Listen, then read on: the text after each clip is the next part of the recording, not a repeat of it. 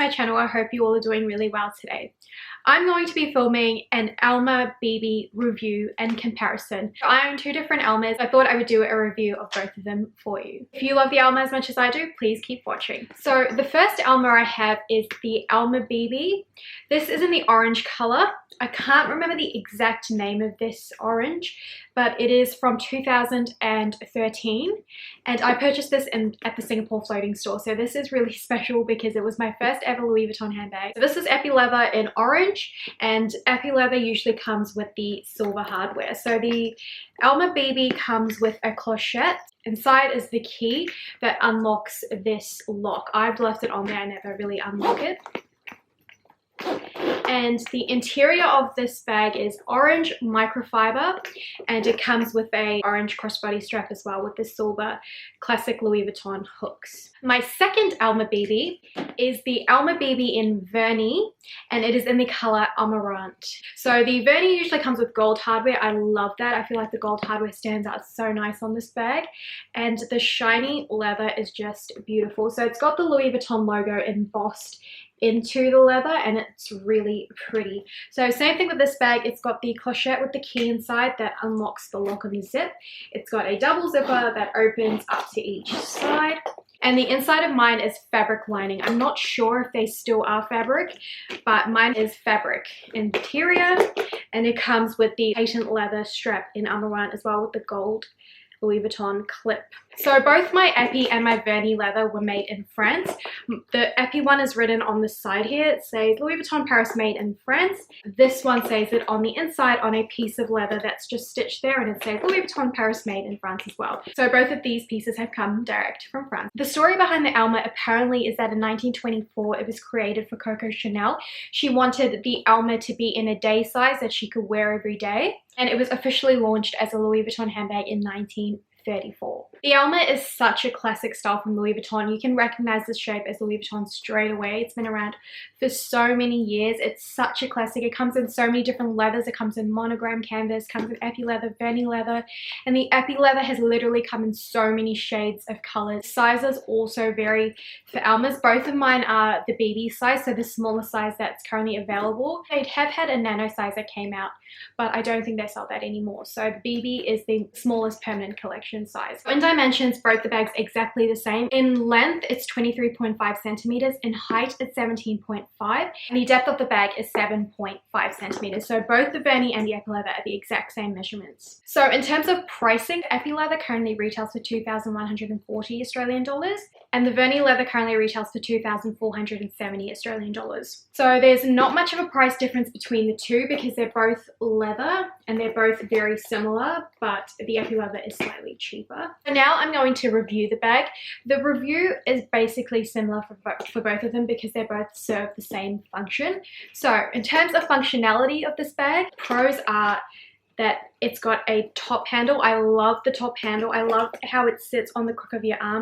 And it also comes with a long crossbody strap, which I love because if you don't want to carry a top handle, you can easily just go hands-free and wear it crossbody or on your shoulder.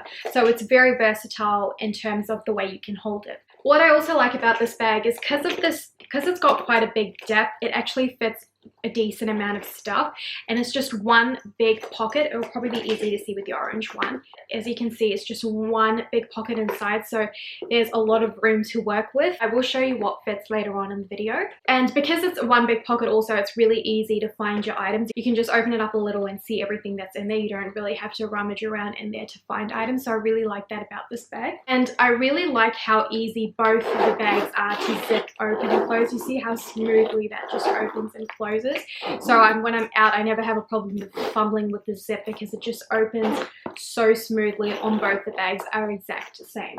The only cons I would have in terms of functionality is that this strap is very thin. So if I do have a lot of stuff in there, sometimes it can get sore on my shoulder and dig.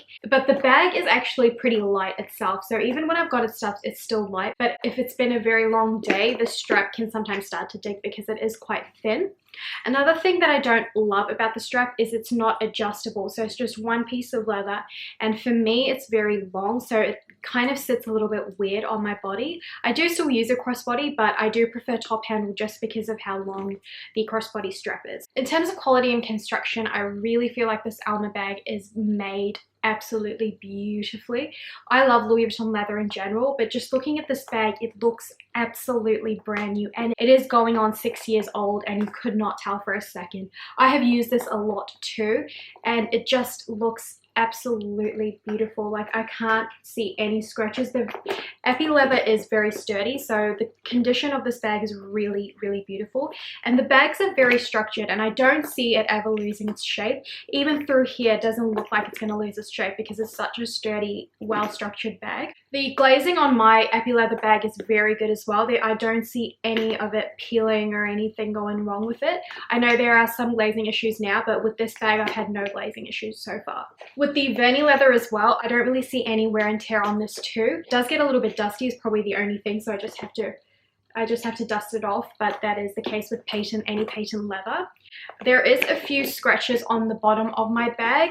The Vernie leather is a little bit easier to scratch than the epi leather. Judging by the two that I have, I can see a few minor hairline scratches at the bottom, but besides that, this is still in beautiful condition too. I have noticed on this one though that the gold is tarnishing where the strap hooks on, but besides that, the gold everywhere else has not tarnished yet. But with most Louis Vuitton gold items, it does tarnish quite quickly, but so far this one's been okay. This bag is about 3 years old now, so it's not as old as the epi leather one, but it's seen a little bit more wear, so I would say the epi leather one seems a bit more durable. The cons to this bag is that if you do have a lot of stuff, the zip here kind of loses its shape, so it goes in like a zigzag pattern, because when you start to fit a lot of stuff at the top, it starts to lose its shape, and I don't really like that because it looks weird at the top and it feels like it's damaging the bag. But it still can fit a decent amount of stuff without doing that. It's more about how you pack it. If you don't pack your bag as well, then you're going to have that weird movement on the zip, so that's probably the only thing in terms of construction of the bag that I don't really like. But I think it is expected because of the shape of this bag, because it goes from such a big depth to so thin at the top. The interior of my epi leather bag is microfiber lining, and I find that microfiber is a little bit easier to get dirty inside. So I did notice while looking at this bag is that I have a couple of stains, very light little ones, but there is some there. I'm thinking it's probably from makeup or like a lip gloss or something, but it's actually been really hard to clean and I haven't been able to get it out. I don't have that problem with my Vernie because my Vernie is a dark color and it's also fabric, but with this epi leather one, because it is orange and it is microfiber, it shows a little bit easier. But besides that, I think both bags have been structured very beautifully. I don't think either of it will lose its shape, even the Vernie one. So in terms of value for these bags, I think it's a pretty decent price for leather, especially when I compare to monogram canvas bags that Louis Vuitton is selling now.